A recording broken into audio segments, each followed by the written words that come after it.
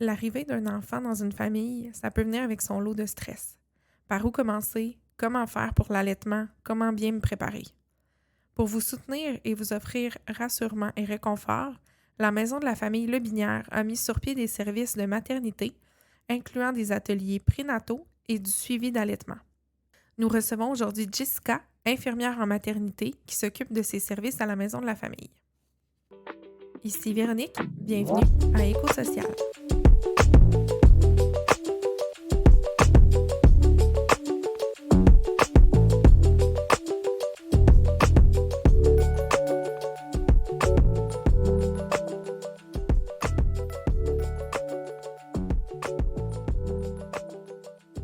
Donc, bonjour Jessica, Bonjour Véronique, merci d'être avec nous aujourd'hui. ça me fait plaisir. Est-ce que tu peux me parler un petit peu de ton rôle au sein de la Maison de la famille? C'est ça, moi dans le fond, il y a quelques années, ça doit faire 3 ans à peu près, moi je suis infirmière clinicienne en santé de la femme, santé famille depuis plusieurs années.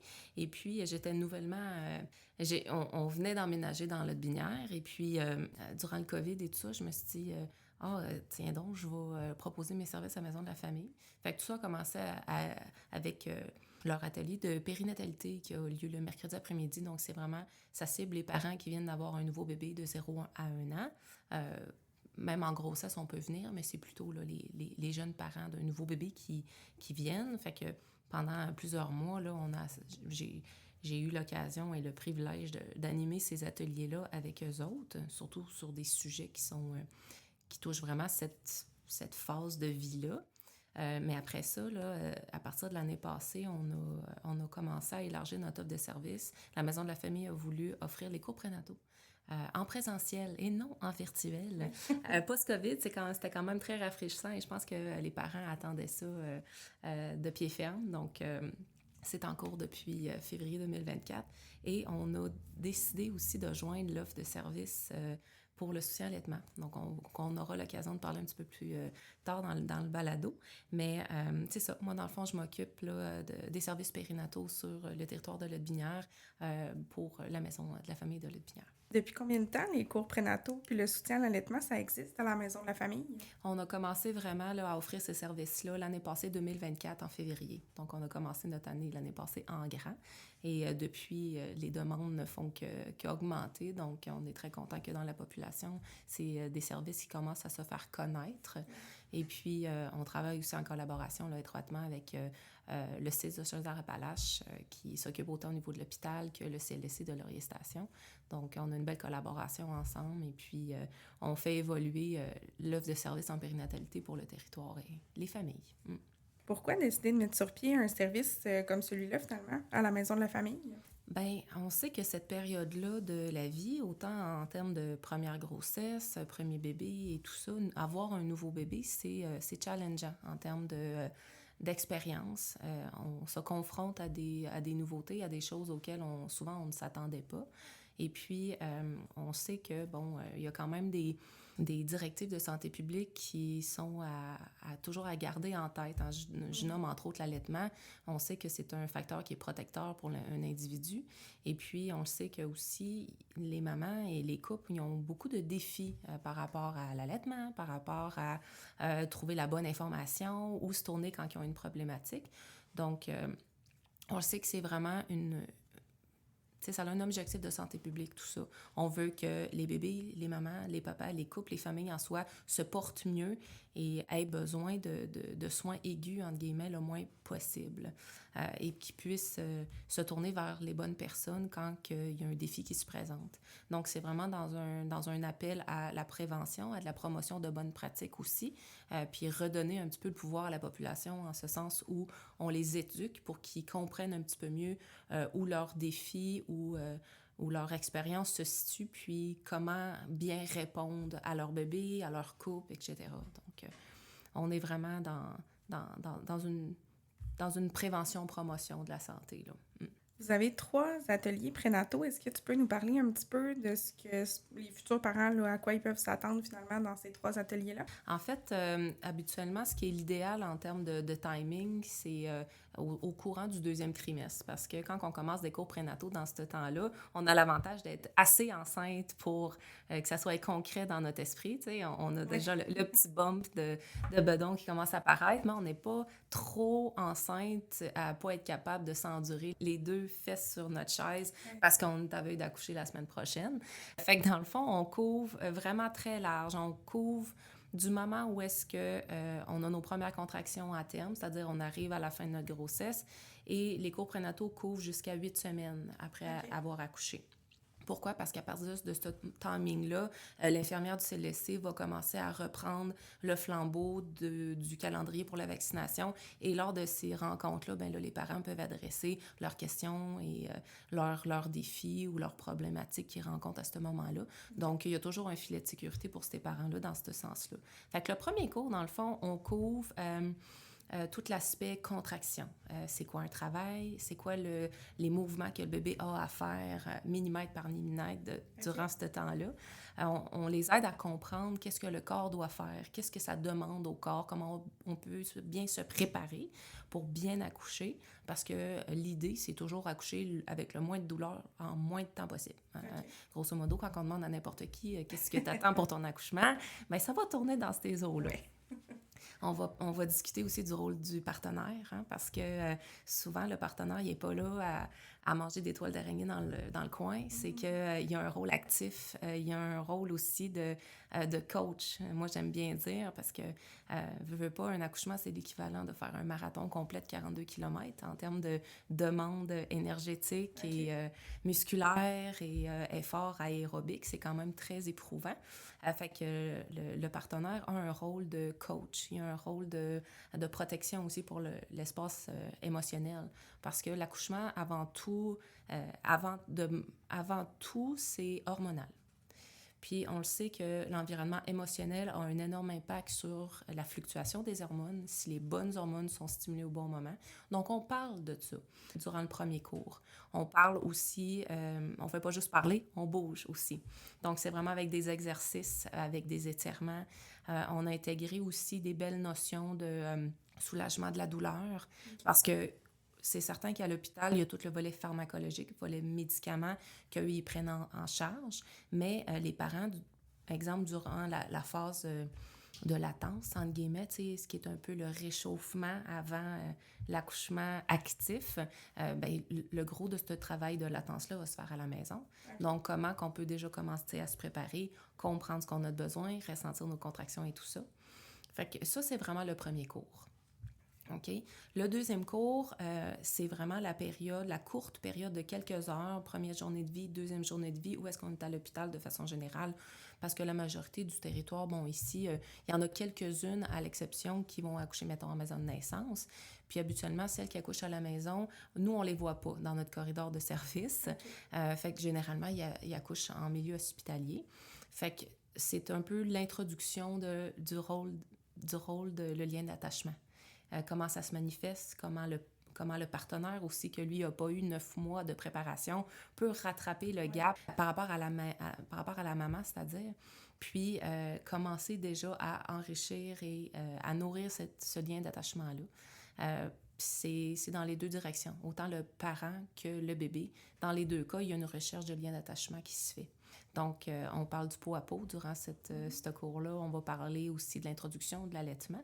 On va démystifier aussi beaucoup de fausses croyances par rapport à l'allaitement. Les montées laiteuses, les gerçures, la production, quand commencer, quand arrêter. Donc, même si l'allaitement maternel est un objectif de santé publique numéro 1 dans nos directions depuis plusieurs années, il y a beaucoup de mauvaises conceptions par rapport aux médias, par rapport au divertissement, là, les séries, les shows télévisés et tout ça. Donc, on a beaucoup de débroussaillage à faire dans un contexte de cours prénataux. Et Dieu sait qu'on est à un air où est-ce que l'information, il y en a plus que ce qui était capable de digérer. Mais la bonne information, c'est le nerf de la guerre. Donc, on s'outille par rapport à ça et on met nos parents en contact avec les bonnes ressources. Okay. Et le troisième cours, ben, ça couvre le moment où est-ce qu'on dépose la coquille de notre bébé dans notre entrée chez nous. Et là, on est tout seul, hein. On n'est plus à l'hôpital, l'infirmière n'est plus là, le médecin n'est plus là non plus. Là, on se retrouve tout seul, comme des grands, avec notre nouveau bébé. Et jusqu'à 8 semaines là, après l'accouchement, donc la récupération postnatale, on adresse le sommeil, pas juste le sommeil de maman, papa, mais aussi le sommeil de bébé, qui est quand même un sujet central pour cette période-là. On comprend les raisons de, exemple, pourquoi le bébé, on peut s'attendre à un sommeil X, Y, Z. Donc, on démystifie simplement ce à quoi on peut s'attendre. On parle aussi de tout le volet santé mentale. Ça n'a vraiment pas le choix d'être adressé durant cette période-là. Blues, dépression postpartum, mais on parle aussi de la dimension couple. Parce qu'on le sait que les couples, dans la première année après un premier bébé, il y a plus de 50% de séparation. Donc, on le sait que c'est une période qui est très fragile. Il y a plusieurs facteurs à ça, mais on les outille par rapport à quoi s'attendre, des discussions à avoir avant l'arrivée du bébé, c'est-à-dire la répartition des tâches, et bien exprimer nos émotions et tout ça. Donc, on a décidé de monter un programme qui est vraiment adapté aux réelles problématiques de cette clientèle-là. Dont le coaching conjugal, dont même si les gens n'ont pas nécessairement de défis à ce niveau-là, ça va juste vraiment encore plus enrichir leur relation puis être capable de pouvoir comprendre le besoin et l'émotion de l'autre.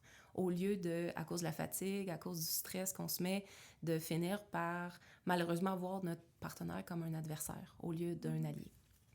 Donc, ça couvre vraiment le troisième cours. On parle aussi, comme je disais un petit peu plus tôt, là, tout ce qui est rééducation périnéale, la récupération à travers l'alimentation, la nutrition, comprendre ce volet-là qui est très peu discuté, malheureusement, là, dans nos suivis de consultation avec tous les acteurs de nos suivis en postnatal. On a le temps, nous, d'adresser vraiment les volets qui sont un peu plus négligés, mais qui ont un énorme impact. Mm-hmm. OK? Parce que souvent, les mamans, les couples en général, on a l'impression, bon, j'ai accouché, je m'en lave les mains, puis tigidou, flaidou, je me regaroche dans les charcuteries, puis un petit verre de vin, puis les sushis, mais ça va beaucoup plus loin que ça. Au même titre que, tu sais, souvent on a l'impression que la nutrition, c'est quelque chose qui est avant tout calorique et du bien-être, tu sais, une joie de vivre, là. On aime tout manger, mais la raison initiale, la première raison pour laquelle on mange, c'est nutritionnel. Donc, c'est des nutriments qu'on a besoin d'aller chercher. Et quand il y a des nutriments, exemple, qui manquent, ça va se manifester de toutes sortes de façons. Une des premières sphères qui va être atteinte, c'est la santé mentale. Okay. Donc, on couvre vraiment ce volet-là et on parle aussi du réseau de soutien parce que souvent, on oublie ce volet-là avec la fatigue et les questions et des fois, l'épuisement, on finit par s'isoler. On le voit très, très bien, nous, dans nos familles un peu nucléaires là, en Amérique du Nord ici versus ailleurs, ce qui se fait dans le monde. On est très axé maman, papa, bébé dans notre maison, isolé, mais il y a des manières plus riches en interaction, en échange aussi avec un réseau de soutien qui est protecteur pour autant la santé mentale, la santé physique, le couple, le bien-être et surtout la satisfaction d'avoir un nouveau bébé dans la maison. Oui. Au lieu que ça soit perçu comme une charge, c'est perçu et vécu beaucoup plus nourrissant en satisfaction. Là. Oui, je comprends. Pourquoi c'est important pour un parent de suivre ces cours prénataux-là qui sont très complets là, avec toute l'explication que tu viens de nous donner? Ben, c'est sûr que du moment où est-ce qu'on le sait à quoi s'attendre, on se sent beaucoup plus en confiance. Et du moment où est-ce qu'on se sent en confiance face à quelque chose qu'on n'a jamais vécu, mais qu'on s'apprête à vivre, c'est qu'on est beaucoup plus résilient. On se sent beaucoup plus en communication, en symbiose avec notre environnement et les événements qui se déroulent autour de nous et en nous. Oui. Parce que c'est pas juste quelque chose d'externe. La périnatalité, c'est quelque chose d'interne, beaucoup. Ça nous permet aussi d'être beaucoup plus proactifs et s'approprier notre expérience, que ce soit l'accouchement, l'allaitement ou l'introduction d'un nouveau bébé dans notre cellule familiale. Ça relève beaucoup de une mise à niveau des attentes et savoir quoi faire et vers où se tourner quand on a des défis, des questions, parce que Dieu sait qu'on en a des questions quand on a un nouveau bébé. On fait plusieurs fois quelque chose pour la première fois dans une même journée. Donc, ça vient à être... ça peut nous dépasser des fois. Fait que ça nous permet, là, avoir des cours prénataux, c'est très, très clair. On a une meilleure satisfaction de notre expérience. On tombe en crise, en guillemets, moins rapidement. On est beaucoup plus résilient. On sait quoi faire. Même si on ne sait pas quoi faire, on sait vers où se tourner. Les accouchements se passent mieux aussi. On a des mamans qui ont moins de douleur. On a des travails qui se passent mieux en termes de prévention de complications. Ils passent un petit peu plus de temps à la maison aussi en phase de latence. Ils sont beaucoup plus calmes versus anxieuses. Donc déjà là, c'est un gros, gros win, en guillemets. Puis on a des allaitements aussi qui durent plus longtemps et on a aussi des allaitements qui sont plus satisfaisants. Donc, c'est vraiment... suivre des cours prénataux, c'est... on peut voir ça comme je vais aller chercher des outils pour mettre dans ma boîte à outils parce que j'ai une maison à construire. OK? Donc, même si il y a des cours en virtuel qui se donnent, sont très, très bons, c'est excellent. Malheureusement, on passe beaucoup de temps souvent devant nos ordinateurs. Et ça fait que repasser encore 2 heures ou 3 heures à se faire une formation devant un ordinateur, des fois, c'est moins engageant en termes d'apprentissage, en termes d'échange, en termes de poser nos questions. Donc, quand on est en présentiel, ça nous permet vraiment d'avoir un rapport humain à humain, puis d'en retirer un maximum d'informations qui sont réellement aidants pour notre situation personnelle. Puis même vous, ça doit être aidant aussi de voir la personne en direct, ses réactions. Des fois, on n'ose pas poser une question, mais le visage parle plus que nous. Fait que ça doit être aidant pour l'animation aussi, veux pas. Tout à fait. Puis même chose quand, par exemple, on est en cours prénataux, puis là, on pratique des acupressions, des points stratégiques sur le corps qui diminuent la douleur durant la contraction. Bien, quand on le fait vraiment versus l'avoir théoriquement, le savoir à quelque part dans notre... Le fait de savoir et de le vivre, c'est un monde de différence. Même chose pour l'introduction à l'allaitement ou quand on pratique le portage ou quand on décide de n'importe quoi qu'on fait en réel, le corps se souvient. Versus quand on est juste assis passivement devant un ordinateur où est-ce que là, souvent, on a plus tendance à oublier ce qu'on apprend versus quand on le vit, avec le corps, puis on le fait, puis on le ressent. Vous offrez un atelier sur comment se préparer à l'allaitement. En quoi ça consiste ou juste cet atelier-là? Oui, en fait, dans les nouvelles directives avec le CIS de Chaudière-Appalaches, dans les prochains mois, on va être appelé à offrir plus de cours prénataux dans le futur. Là, actuellement, il y en a 3, mais on va être appelé à les doubler, même tripler le nombre de cours prénataux qu'on va offrir aux familles, pour la simple et bonne raison qu'on va pouvoir couvrir davantage d'informations et on va offrir plus de soutien aussi. Il va en avoir au début de grossesse, milieu de grossesse, fin de grossesse et dans les premières semaines après l'accouchement. Donc, cet atelier-là, l'atelier pour préparer son allaitement avant d'accoucher, ça s'imbrique un peu dans ce projet futur-là où est-ce qu'on a pris de l'avance. Okay. Et puis, on le sait qu'on peut tout à fait préparer son allaitement les dernières semaines avant d'accoucher, à partir de 37-38 semaines. On peut déjà commencer à faire d'expression manuelle si notre médecin nous donne le go. Parce que si on a, exemple, des problématiques de santé XY, il peut y avoir des contraintes, mais de façon générale, quand on a une grossesse qui est normale, il n'y a pas vraiment de contraintes, puis c'est même encouragé. Ça prépare un bon allaitement, qui a des bonnes fondations, puis on a une maman qui est bien outillée, bien préparée. À partir du 27 mai, ça va être le premier atelier de ce genre-là qu'on va offrir.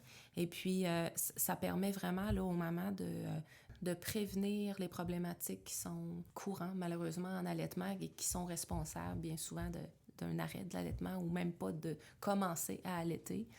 Donc, on démystifie tout ça, puis on pratique l'expression manuelle aussi.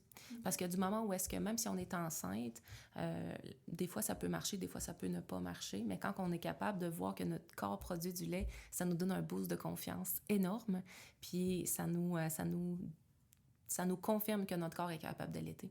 Donc, juste avec ce boost de confiance-là, on est capable, d'après ça, dans des moments un petit peu plus touchés, je vous donne un exemple, la deuxième nuit du bébé, où est-ce que là, il va avoir faim comme s'il n'a jamais mangé de sa vie, ben ça nous donne le courage de passer à travers cette nuit-là qui est souvent sans sommeil et de pouvoir là, se revirer sur un 10 cents, entre guillemets, quand on a des douleurs, des défis ou des questions. En suivi post-accouchement, vous offrez du soutien à l'allaitement. En quoi ça consiste, ce soutien-là? Oui, à partir du moment où est-ce que vous êtes de retour à la maison, il y a l'infirmière toujours du CLSC qui va vous voir à la maison. Elle peut même retourner vous voir là, à quelques reprises, mais ces possibilités de visite à la maison sont quand même limitées. Donc, nous, ce qu'on a voulu offrir pour le soutien à l'allaitement, parce qu'on le sait que le gros de l'allaitement se joue les 2 premiers mois de vie. Okay? Si ça n'a pas marché dans cette période-là, c'est très, très rare que l'allaitement va se revirer puis bien aller et perdurer dans le temps. Donc, les 8 premières semaines, nous, on offre un soutien qui est téléphonique principalement.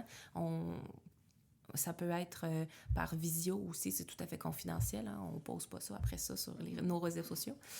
Et dans certains cas aussi, quand que la visite à domicile est nécessaire, parce que, exemple, il y a une problématique qu'on ne peut pas voir ou adresser par téléphone, bien, on se déplace tout simplement partout sur le territoire.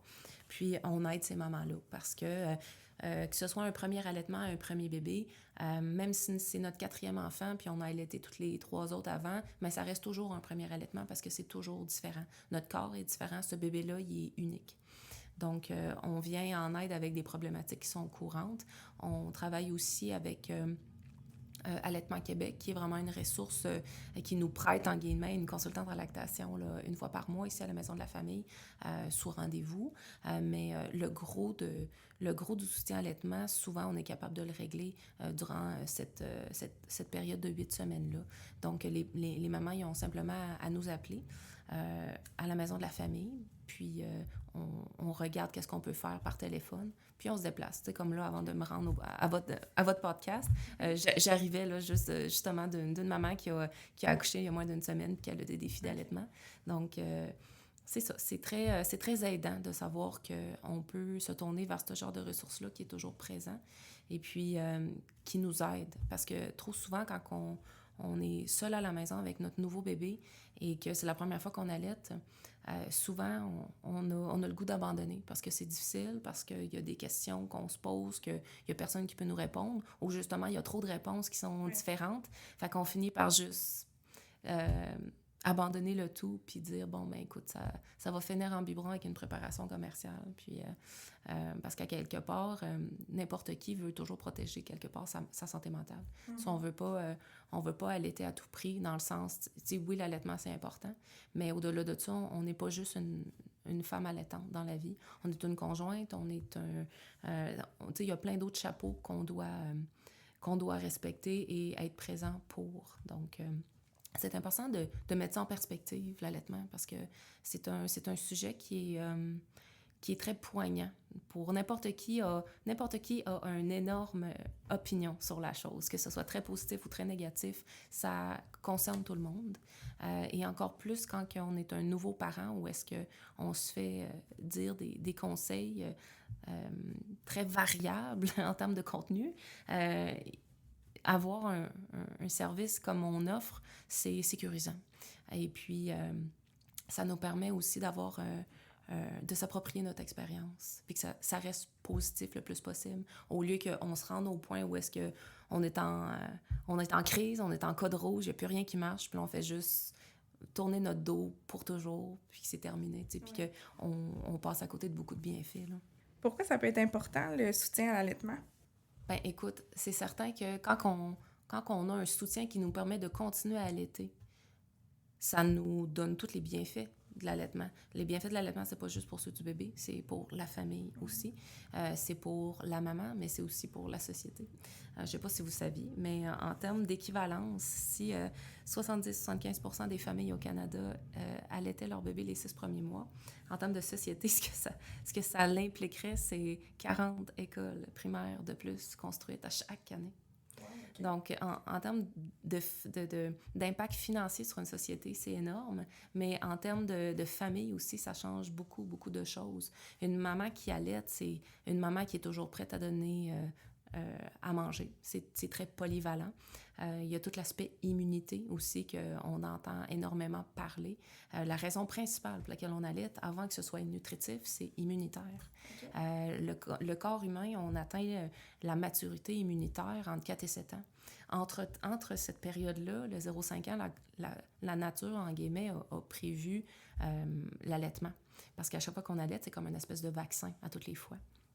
Donc, il y a tout ce bienfait-là. Quand on a un soutien à l'allaitement, ça nous permet de continuer à allaiter et d'atteindre nos objectifs par rapport à ça et surtout d'être satisfait de notre expérience nouvellement instaurée d'être parent.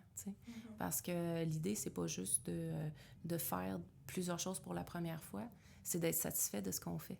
Puis d'être content de nous et de l'expérience dans sa globalité.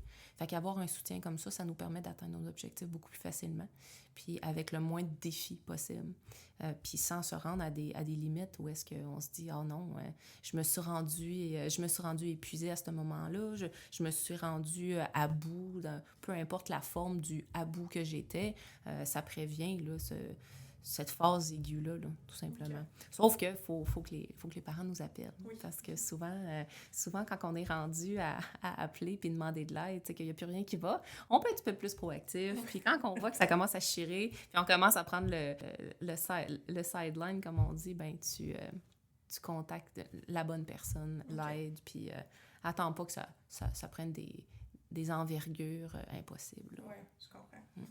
Est-ce qu'il y a des trucs incontournables quand on parle d'allaitement?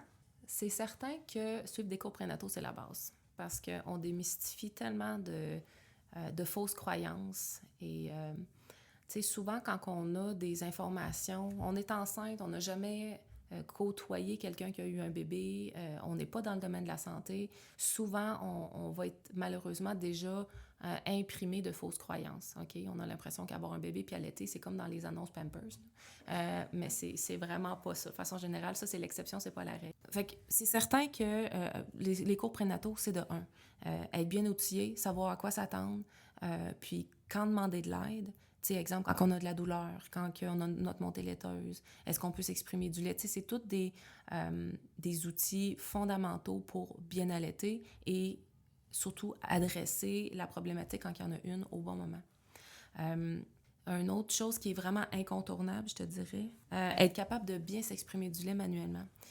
Si tu me demandes, moi, j'ai vraiment, à travers mes années d'expérience dans ce domaine-là, une maman qui est capable de bien s'exprimer du lait, c'est une maman qui allaite puis qui est bien, qui est en confiance puis qui baigne dans ses hormones de bien-être. Parce que même si, exemple, l'allaitement au sein ne fonctionne pas cette journée-là, surtout en début d'allaitement, les premiers jours, au moins, elle est capable de donner du lait autrement. Donc, ça reste un allaitement. Puis ça maintient la production, ça maintient les bénéfices de l'allaitement. Après ça, la mise au sein peut toujours être travaillée. Parce que de toute façon, il y a beaucoup de changements les premières semaines de vie au niveau de la physiologie du bébé, au niveau neurologique aussi, au niveau de la production de la maman aussi. Donc, durant cette phase-là, il y a beaucoup de transformations, mais au moins l'allaitement est maintenu. Un autre truc infaillible, c'est si ça fait mal, il faut briser la succion. Okay. Parce que trop souvent, les mamans, ils disent « Ah oui, le bébé il est accroché, j'ai de la douleur, c'est pas grave, je vais me mordre les ongles, je vais déchirer mes ongles d'orteil, travailler mes souliers, mais au moins, je vais allaiter. » Il y a quelque chose qu'il faut comprendre, c'est que s'il y a de la douleur, la majorité du temps, c'est que la prise du sein n'est pas bonne. Si la prise du sein n'est pas bonne, c'est qu'il n'y a pas de transfert de lait. Okay. Fait que dans le fond, on allaite pour rien. Ou quelques pauvres millilitres qui prennent des années à transférer l'autre bord. Okay. Fait que s'il y a de la douleur, il faut briser la succion, puis on reprend. Parce qu'en plus, ça blesse. Quand on a des blessures, ben on appréhende le prochain allaitement parce que ça fait mal. Okay? Fait que ça, c'est un truc infaillible. Si ça fait mal, on brise la succion et on se replace. Puis, le plus important, c'est qu'il faut comprendre que l'allaitement, c'est un processus qui est hormonal. Si on a une maman qui est stressée, à tous les niveaux, okay? Si elle ne se sent pas en sécurité dans son environnement, si elle ne se sent pas en confiance avec sa production, si, je sais pas moi, il y a de la douleur, c'est stressant. Si elle manque de confiance dans son processus, ça peut être stressant. Tu sais, souvent, les mamans, quand ils reviennent à la maison, ben, ils oublient qu'il faut qu'elles reprennent du sommeil. OK? Ça, c'est quelque chose de très typique qu'on voit. Les premiers jours, on est de retour à la maison. Le bébé est encore sur son beat de grossesse, c'est-à-dire il est actif la nuit et il dort le jour. Mais les mamans, ils se brûlent parce qu'ils dorment jamais. T'sais, ils dorment jamais la nuit parce que le bébé est actif, puis ils veulent pas dormir le jour parce que, t'sais, on est des humains fonctionnels, on dort pas le jour, t'sais, on dort la nuit. Fait que là, on se ramène, rapidement, on est en déficit de sommeil, puis juste ça, c'est suffisant pour être stressant. Puis quand on est stressé puis qu'on allaite, ben malheureusement, il y a beaucoup de choses qui se transfèrent dans le lait. Donc, on devient avec un bébé qui est moins tolérant, moins apte à apprendre, puis on a un tableau qui est beaucoup plus en crise, entre guillemets. On a un bébé qui est beaucoup plus réactif, puis on a une maman aussi qui a l'alarme facile. Fait que le plus possible quand on allaite, quand on accouche, c'est la même chose parce que c'est grosso modo les mêmes hormones qui sont impliquées. Il faut être bien. Il faut miser le plus possible sur notre environnement émotionnel. Ce qui est stressant, on le tasse le plus rapidement possible. OK? Je vous donne un exemple. Souvent, on voit après 1 à 2 semaines, on visite les mamans, puis là, ils sont encore à toutes les boire, puis à toutes les pipis, puis à toutes les cacas, à les noter dans leur cahier. Parce qu'à l'hôpital, l'infirmière le demandait. L'infirmière du CLSC aussi le demandait. Fait qu'eux autres sont encore 2 semaines postnatales à enregistrer toutes les moindres gestes du bébé, les allaitements, combien de temps ça dure, les millilitres de l'exprimer. Donc ça, c'est des éléments le plus rapidement possible quand que votre professionnel de la santé vous dit « OK, c'est beau, tout est correct », bien, il faut tasser ça de notre table parce qu'elle est déjà pleine, notre table. Notre pilule est déjà bien assez grosse comme ça.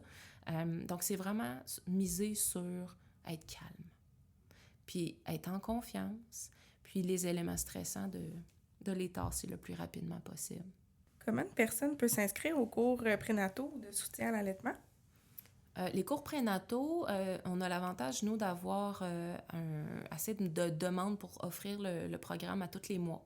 Okay. Donc, de façon générale, quand on a 5 couples dans notre petite salle, c'est pas mal le maximum.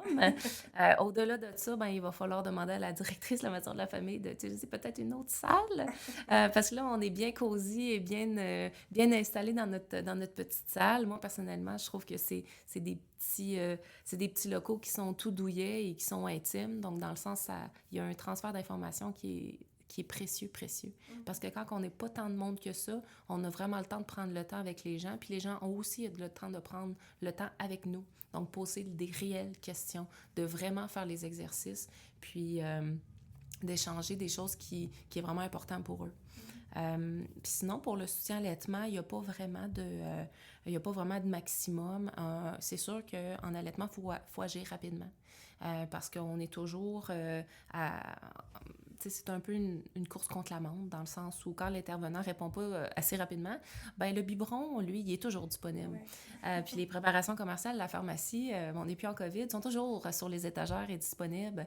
Fait que on est dans un modus operandi où il faut agir rapidement. Donc, je vous donne un exemple. La maman qui m'a appelé ce matin, elle m'a appelé vers 10h, ben, j'étais allée la voir à 12h30, okay. Midi. Fait qu'il faut agir rapidement parce que de façon générale, quand les gens ils nous appellent pour un soutien à l'allaitement, c'est que ça va pas, puis il faut agir rapidement. Là. Ouais. Souvent, l'alarme est pas loin, puis elle a déjà pensé à abandonner quelques fois avant de nous appeler. Fait que faut être proactif dans ce sens-là, mais il n'y a pas de service à plafonner là, okay. En termes d'appel. Là. Qui peut avoir accès à ces services-là, finalement? Est-ce que ça s'adresse à tout le territoire de Lotbinière? Tout à fait. Si vous êtes résident de Lotbinière, puis que vous avez eu un bébé sur notre territoire, vous avez droit tout à fait au service. Peu importe où est-ce que vous habitez sur le territoire, parce qu'on sait que Lotbinière, c'est une zone qui couvre très grand, mais on se rend partout.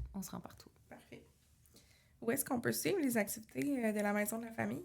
Sur le site web de la Maison de la famille. Sinon, sur les réseaux sociaux, on est sur TikTok, Facebook et Instagram. On a la programmation là, à toutes les saisons qui est disponible là. Puis sinon, il y a toujours un update là, sur notre Facebook, qui est notre réseau social principal, où est-ce que vous pouvez voir vraiment les nouveautés ou les ajustements d'horaire ou les invités spéciaux qui vont être annoncés là. Si une personne veut soutenir votre mission, est-ce qu'il y a un endroit où ils peuvent faire un don?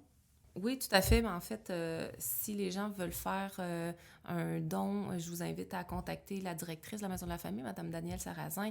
Le numéro là, de la Maison de la Famille, 418-881-3486. Puis elle va vous accompagner pour ce processus-là sans problème. Parfait. Bien, merci beaucoup, Jessica. Merci beaucoup, Véronique.